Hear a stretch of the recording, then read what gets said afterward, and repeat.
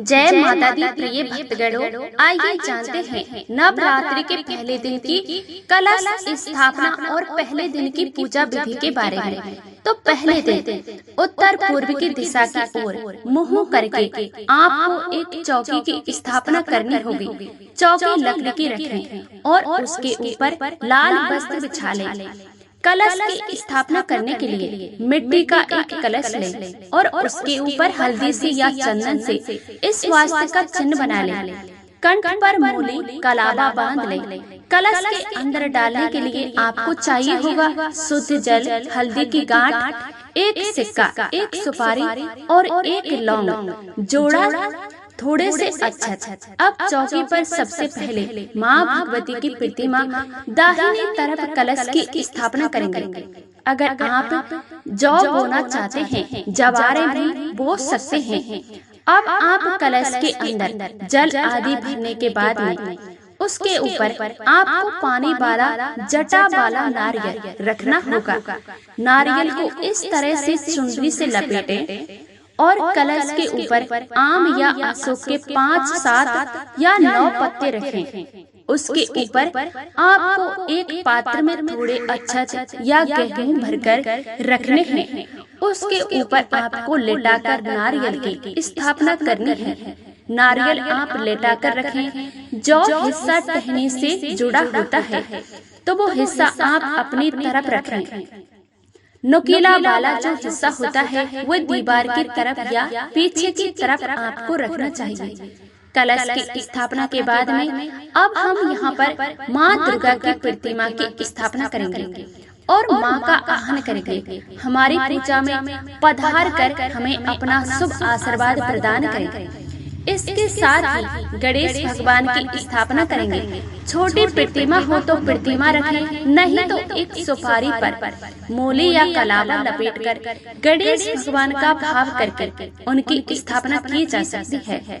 अब चौकी पर ठीक सामने की तरफ अक्षत आसान देकर दीप जलाएं। अखंड ज्योत जला सकते हो। अखंड ज्योत भी आप जला सकते हैं। अगर धातु की प्रतिमा है तो गणेश भगवान की प्रतिमा को स्नान कराएं, नहीं तो जल का छींटा देकर स्नान भाव करें।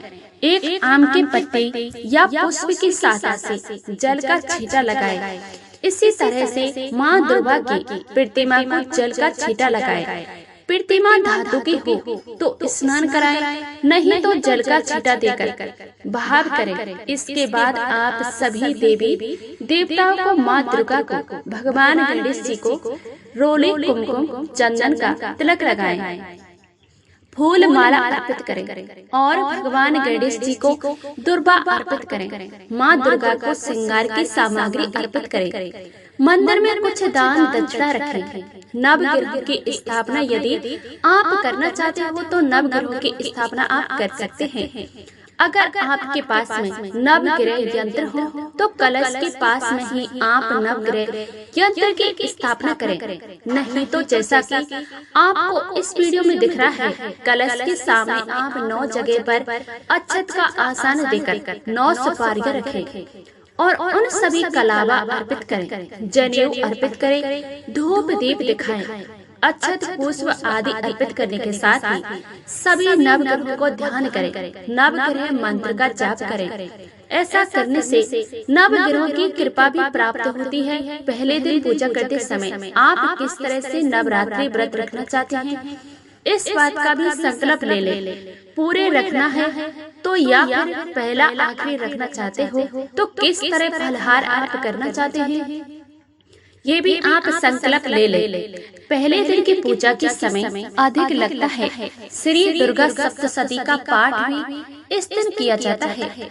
समय हो तो सुबह पाठ कर सकते हैं, नहीं तो शाम की पूजा भी आप पाठ कर सकते हैं।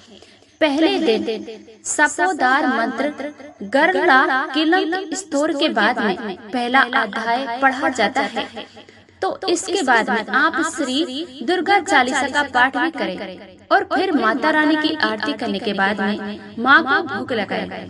आज के दिन आप पंचामृत का दूध से बनी मिठाइयों का दूध में शक्कर डालकर भोग लगा सकते हैं। सभी तक मौसमी फलों का भोग भी आप माँ को अर्पित कर सकते हैं। साथ में पान, सुपारी, इलायची माँ को अवश्य अर्पण करें।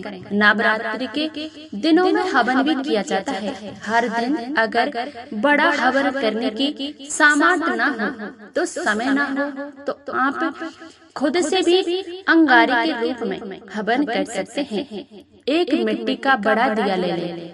जिस तरह से मैंने वीडियो में आपको दिखाया है, इसमें आपको गाय के गोबर का उबला तोड़कर अच्छे से जला लेना है। धुआं शांत हो जाए तब उसमें आपको घी में डुबोकर लौंग का एक जोड़ा रखना है। कपूर जलाकर पहले अग्नि प्रज्वलित कर लेनी है। उसमें थोड़ी सी हवन सामग्री डालनी है तो फिर बतासा तोड़कर उस अग्नि में रखें। लौंग या जोड़ा तो जितने परिवार के सदस्य हैं वो सभी अपने अपने नाम से अग्नि में छोड़ सकते हैं और बतासा डालें, मिश्रम डालें, फल, मिठाई तो मिठाई का थोड़ा हिस्सा तोड़कर डालें और सबसे अंत में अंगारे के चारों ओर दिए के चारों ओर जल का छींटा देकर अग्निदेव से और माँ दुर्गा से, माँ शैलपुत्री से प्रार्थना करें कि वे आपके द्वारा अर्पण किए गए इस भोग को स्वीकार करें। प्रत्येक दिन अगर इसी तरह से किए जाएगी तो भी विशेष भोग आदि आप लगा सकते हो।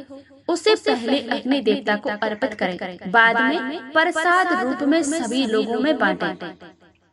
पूजा करने के बाद में सबसे अंत में समय याचना जरूर कर लें। अगर कोई पूजन सामग्री आप अर्पित करना भूल गए हैं तो अगले दिन पूजा में अर्पित की जा सकती है। ये थी आज की वीडियो। शाम की पूजा भी आपको दीप जलाकर, कपूर जलाकर आरती करके करनी चाहिए। नवरात्रि के पूरे 9 दिन तक यदि कोई भी विशेष भोग ना भी मिले तो माँ भगवती को पान, सुपारी, इलायची और बतासा अर्पित करना चाहिए। इसके अलावा जैसे कि सामर्थ्य हो उनके अनुसार श्रद्धा भक्ति से पूजा करनी चाहिए। ये थी आज की वीडियो। आपको जानकारी कैसी लगी प्लीज कमेंट करके जरूर बताइएगा। अगर आप इस चैनल पर पहली बार आए हैं तो चैनल को सब्सक्राइब जरूर कीजिएगा और लाइक करना बिल्कुल ही मत भूलिएगा। मिलते हैं अगले वीडियो में, तब तक के लिए जय माता रानी की।